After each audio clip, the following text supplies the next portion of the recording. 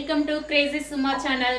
ఈరోజు మన ఛానల్లో పెసరపప్పుతో గారెలు చేసుకుందాం. ఓకేనా? కమన్ చూపిస్తా.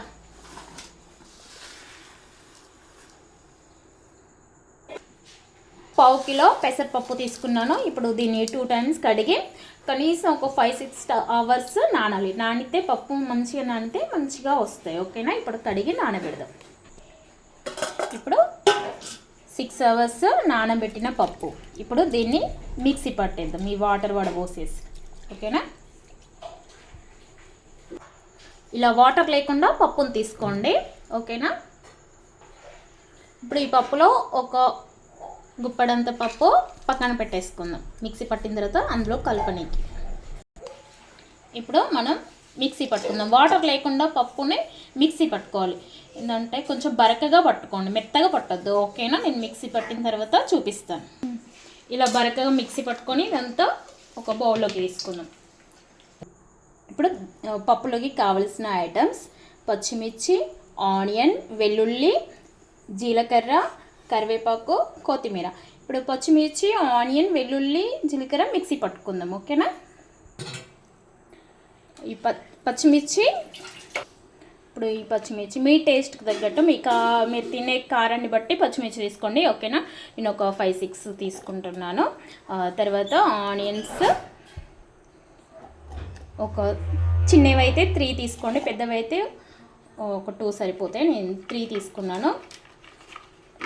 నెక్స్ట్ వెల్లుల్లి వేసుకోండి, ఒక 6-7 వేసుకోండి. నెక్స్ట్ జీలకర్ర వేసుకోండి. ఇప్పుడు ఇదంతా మిక్సీ పట్టేద్దాం. కొంచెం కచ్చాపచ్చాగా పట్టుకోవాలి, బరకగా. ఇప్పుడు ఈ మిక్సీ పట్టుకున్న పేస్ట్ ఉంది కదా, దీన్ని ఇప్పుడు ఈ పప్పులో వేసుకుందాం.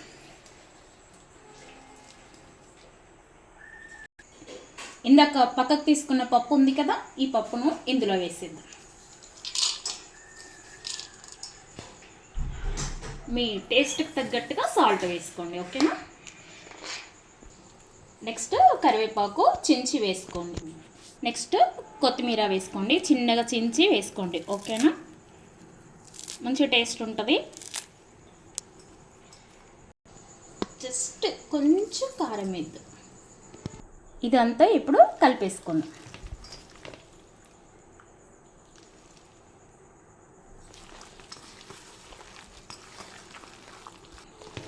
మంచిగా ఇలా కలుపుకోండి. ఇప్పుడే సాల్ట్ సరిపోయిందో లేదో ఒకసారి చెక్ చేసుకోండి. ఓకేనా? ఇప్పుడు గ్యాస్ ఆన్ చేసుకొని కడాయి పెట్టాను. ఇందులో డీప్ ఫ్రైకి సరిపడా ఆయిల్ వేసుకుందాం. ఓకేనా? డీప్ ఫ్రైకి సరిపడా ఆయిల్ వేసుకోండి. ఓకేనా?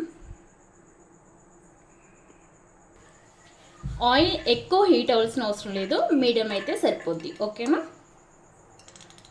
కొంచెం పిండి వేసి చూద్దాం ఆయిల్ హీట్ అయిందో లేదో. అయింది. ఇప్పుడు మనం గారెలు వేసేసుకుందాం. ఓకేనా? కలిపిన పిండి ఉంది కదా, సాల్ట్ సరిపోయిందో లేదో ఒకసారి చెక్ చేసుకోండి.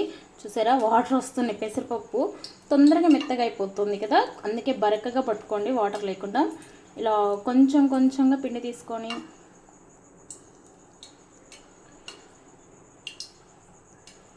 ఇలా ప్రెస్ చేసి ఇలా వేసేయడమే. గ్యాస్ మీడియం పెట్టి కాల్చుకోండి. ఓకేనా? మన తెలంగాణలో ఏ దావత్కైనా ఫస్ట్ పెసరపప్పుతో గారెలు చేసుకోవాలి, లేదంటే బొబ్బరి పప్పుతో గారెలు చేస్తారు కదా. ఏమంటారు? మీలో ఎంతమందికి ఇష్టం? మీలో చికెన్ కర్రీతో ఈ గారెలు ఉంటాయి కదా, ఉంటాయి, చాలా టేస్టీగా ఉంటాయి. మీరు చేసుకొని ఒకసారి ఎలా వచ్చినా నాకు కామెంట్ బాక్స్లో కామెంట్ చేయండి. ఓకేనా? ఇలా కాలిన తర్వాత ఇవి ఇలా ఆటోమేటిక్గా లేస్తే దీన్ని ఇలా రివర్స్ వేసుకొని కాల్చుకోండి. ఓకేనా? మంచి గోల్డ్ కలర్ వచ్చేలాగా కాలాలి.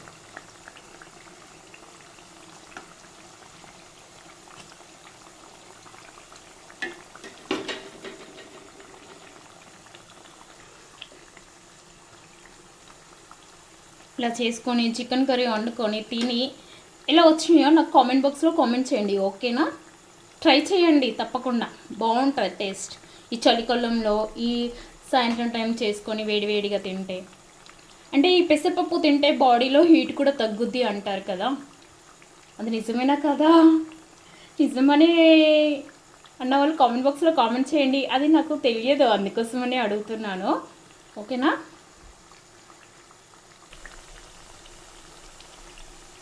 ఇలా ఈ కలర్ వచ్చేలాగా కాల్చుకోండి. ఇంకా కొంచెం అయితే బాగుంటుంది, కొంచెం టేస్ట్ ఉంటుంది తెలుసా వేడి వేడిగా తింటే. ఇప్పుడు సరిపోతుంది.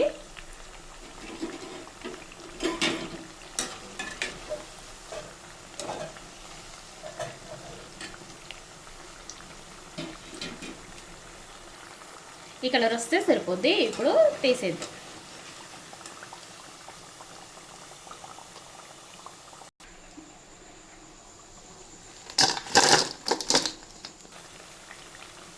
ఇంకోసారి వేసాను. మంచి రెడ్ కలర్లో వచ్చేలా కాల్చుకుని తింటే బాగుంటుంది. మంచి డీప్ ఫ్రై అవ్వాలి, అంత లేదంటే అంత పిండి పిండిగా ఉంటుంది, బాగోదు. ఇంత కాలితే సరిపోతుంది. ఇప్పుడు మనం తీసేద్దాం.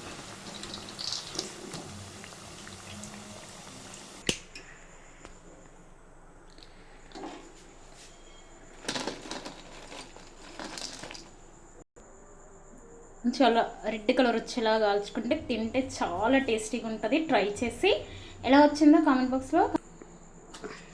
ఇప్పుడే పెసరపప్పుతో గారెలు చేశాను, వీడియో పెడతాను చూడండి. నా channel subscribe, like, share, comment తప్పకుండా చేయండి. ఓకేనా? సబ్స్క్రైబ్ చేసుకుంటారని అనుకుంటున్నాను, చేసుకోండి. Okay, bye.